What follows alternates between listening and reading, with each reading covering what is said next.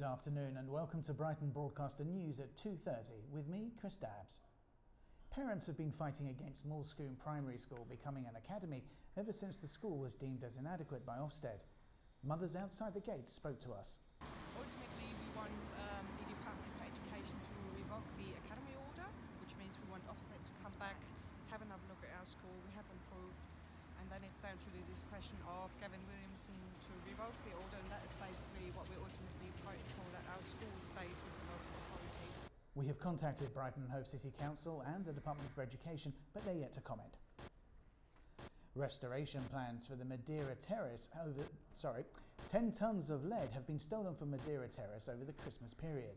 This happened amidst restoration of the arches. Lead and copper was stolen from the roof of the functioning Victorian lift, which was set to be the first section to be fully restored. This incident will set the council back in their restoration plans, as funding will now be diverted to replacing the stolen materials. During the Christmas period, 10 tonnes of lead were stolen from Madeira Terrace and from the roof of the fully functioning and restored Victorian lift. Restoration of the arches were underway, and this act of vandalism is said to set the council back in their plans. The Chair of Tourism in Brighton and Hove City Council, Councillor Alan Roberts, had this to say about the forthcoming restoration plans. Because the talk now is that when we repair it using a different material that won't be so sellable when it's if it was vandalised or stolen again. But then there's this argument between what's restoration and what's rebuild. So it's very difficult to know which way to go. If you do it with entirely modern and new materials, then are you actually refurbishing, or are you restoring? For now, the Marine Parade entrance will remain closed.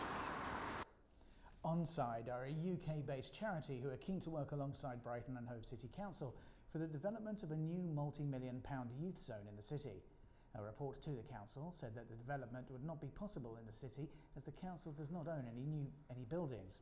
But Brighton Youth Centre, based on Edward Street, say Onside could work with them to develop the youth zone. Michael Rowe is the manager at the centre. I've spent quite a few years looking at different options in terms of either trying to knock around the existing building, or one idea was to knock it down and build flats on top that would pay for it.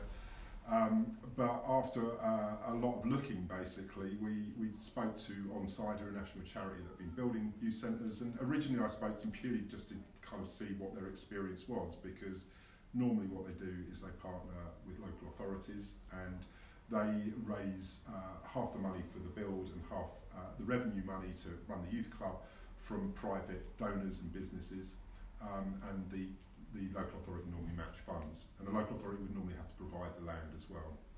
So in those conversations, they kind of said, oh well, why don't we look at actually doing something together? Pubs in Brighton and Hove have reported that business feels slower than usual.